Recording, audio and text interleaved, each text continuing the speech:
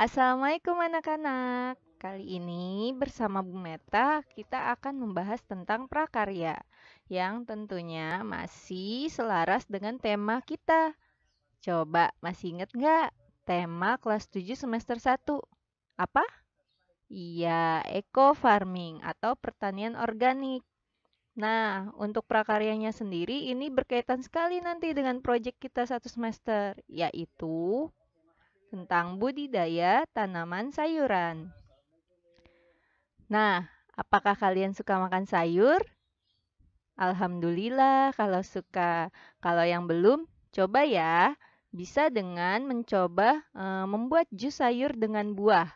Itu kalau untuk yang nggak suka biasanya jadi enak. Contohnya sayur pokcoy sama mangga. Cobain deh. Nanti kalian pasti seneng. Terus kalau yang udah suka sayur, boleh nggak ibu tahu apa sayuran favoritnya? Kalau ibu sukanya kangkung.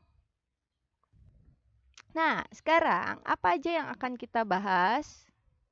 Yang pertama, tentang pengertian komoditas dan varietas.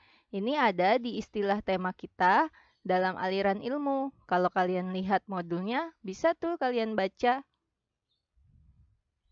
Lalu yang kedua, tentang jenis tanaman sayuran. Yang ketiga, tahapan budidaya. Dan terakhir, reminder proyek. Apa itu komoditas dan varietas?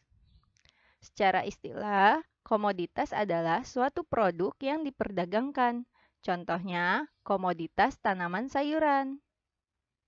Nah, sedangkan varietas adalah suatu populasi tanaman dalam satu spesies yang menunjukkan ciri berbeda yang jelas. Gampangnya gini aja, varietas itu jenisnya yang lebih spesifik dan tidak ada lagi yang menyamakan. Kayak kangkung. Kangkung kan terbagi dua ya, kangkung darat dan kangkung air. Nah, varietas kangkung darat sendiri ada banyak. Di antaranya, di sini Ibu contohkan dua varietas, yaitu varietas kangkung darat Sutra dan varietas kangkung darat Bangkok. Masuk ke jenis tanaman sayuran. Di sini Ibu akan jelaskan berdasarkan morfologinya. Morfologi itu seperti apa ya, yang bisa kalian lihat langsung bentuknya. Nah, ini berdasarkan morfologi yang dimanfaatkan untuk bahan pangan, atau lebih mudahnya, berdasarkan bagian mana yang kita makan. Yang pertama, ada sayuran daun. Contohnya ada pokcoy, kangkung, sawi, kol, dan lain-lain. Lalu ada sayuran tangkai, contohnya seledri, asparagus, rebung, dan lainnya. Nah, di gambar ini Ibu kasih contoh dua. Yang sebelah kiri warna hijau di dalam piring itu adalah asparagus.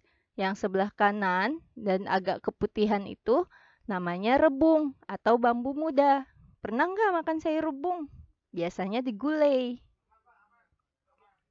Lalu ada sayuran bunga. Nah, ini berarti yang diambil adalah bunganya. Contohnya brokoli. Itu yang gambarnya sebelah kanan warna hijau. Lalu ada bunga turi dan bunga pisang yang gambarnya Ibu taruh di sebelah kiri. Umumnya kita kenal sebagai jantung pisang. Itu juga bisa untuk disayur. Biasanya ditumis. Lalu ada sayuran umbi. Berarti kalau umbi ini adalah bagian yang mengalami pembengkakan. Dan itu ada banyak macamnya. Contohnya ada umbi akar. Berarti akarnya yang membengkak. Nah, itu contohnya adalah wortel. Lalu umbi batang. Berarti batangnya yang membengkak, yaitu kentang. Dan umbi lapis, yaitu semua jenis bawang. Baik bawang merah, bawang putih, ataupun bawang bombay. Lalu yang kelima, ada sayuran buah. Nah, ini yang biasanya suka dijadikan perdebatan atau teka-teki. Pernah dengar nggak kayak gini? Bu, cabai atau tomat itu termasuk sayur atau buah? Nah, kalau dulu sih ibu jawabnya suka bilangnya buah karena ada bijinya. Tapi ternyata ada literatur yang mengatakan ini adalah sayuran buah karena dia termasuk ke dalam jenis sayur tapi yang diambil bagian buahnya saja. Jadi seperti itu ya. Lalu ada juga sayuran biji, berarti yang dijadikan bahan pangan atau dimakan adalah bijinya. Contohnya buncis, kedelai, dan kacang panjang. Dan terakhir ada sayuran jamur. Nah, di gambar itu yang di bawah sebelah kiri warna putih adalah jamur kancing. Sedangkan sebelah kanan itu mirip dengan gambar apa? Ada yang tahu nggak? Ya, mirip dengan telinga atau kuping, makanya disebut jamur kuping. Biasanya ada di dalam tekwan atau di dalam steamboat. Pernah makan kan? Sekarang kita lanjut ke tahapan budidaya tanaman sayuran. Di sini ada 6 tahapan. Dan Ibu contohkan di sini adalah dari kangkung. Yang pertama, kita harus melakukan pembibitan. Kalau di sekolah, dulu kita ada bibitnya. Kita punya bibit kangkung berupa biji. Tapi karena sekarang kalian menanamnya di rumah, maka yang Ibu kasih lihat gambarnya adalah gambar batang beserta akar hasil limbah kangkungnya. Biasanya kalau di rumah, misalnya ayah atau bunda masak kangkung, biasanya kan dipotong tuh bagian bawahnya, lalu dibuang. Nah, kali ini jangan dibuang, tapi kalian kumpulkan. Itu untuk jadi bibit ya tanaman kangkung nanti. Jadi, semenjak ini pokoknya dikumpulin ya batang-batang kangkungnya. Semakin banyak berarti semakin banyak pula hasilnya nanti. Lalu yang kedua, pengolahan tanah atau persiapan media tanam. Nah, ini adalah proyek kalian yang sudah dilakukan dari hari pertama MOS, yaitu membuat kompos berdasarkan sampah organik. Seperti gambar yang Ibu berikan di slide ini, lihat itu, hanya ditaruh gitu aja nggak apa-apa. Yang penting di atas tanah, biar mengalami pembusukan. Nanti kalau udah siap tanahnya sama sampah-sampah itunya kita ambil, kita apa ya? Kita satukan di dalam polybag boleh.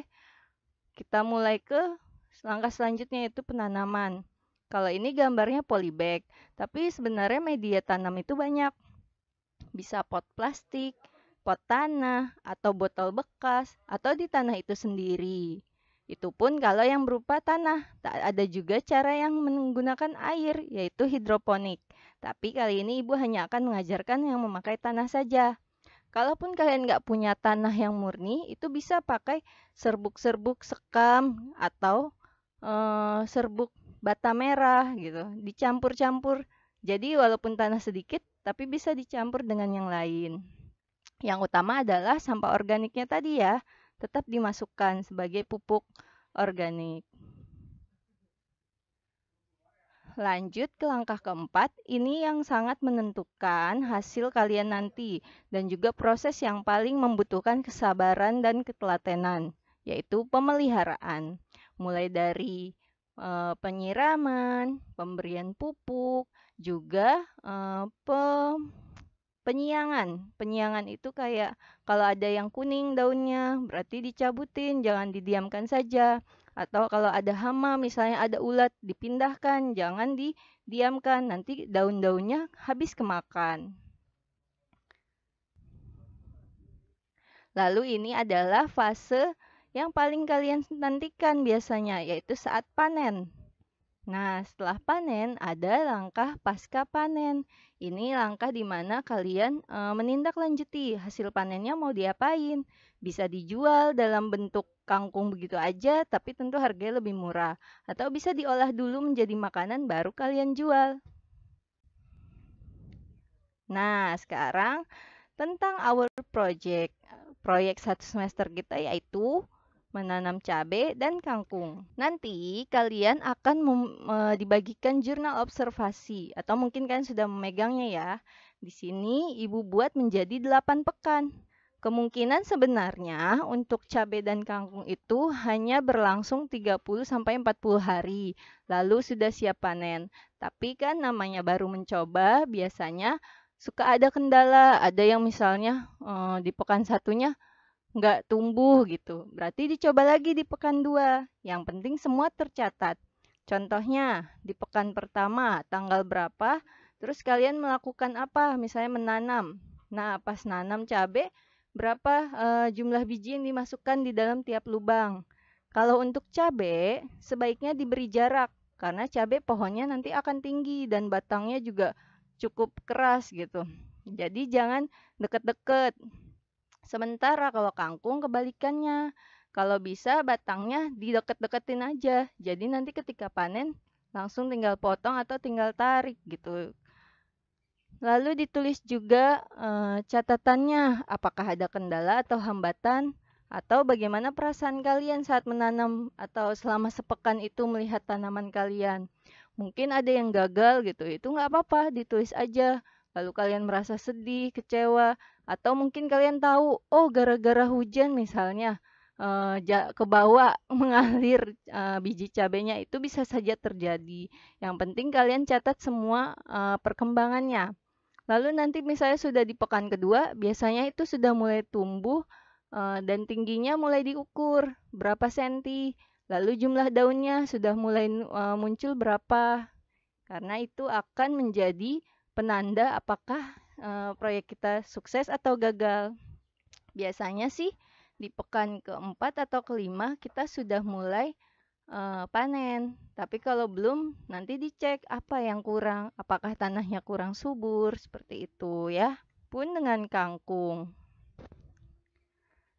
Nanti kalau udah selesai, misalnya udah panen, nggak dibuang gitu aja, tapi kita akan lakukan lagi kembali ke pembibitan awal. Kita akan tanam ini terus sampai di bulan Desember atau satu semester ini. Sampai sini paham ya? Kalau ada yang ingin ditanyakan, boleh nanti japri Ibu. Sekarang Ibu akhiri dulu. Wassalamualaikum warahmatullahi wabarakatuh.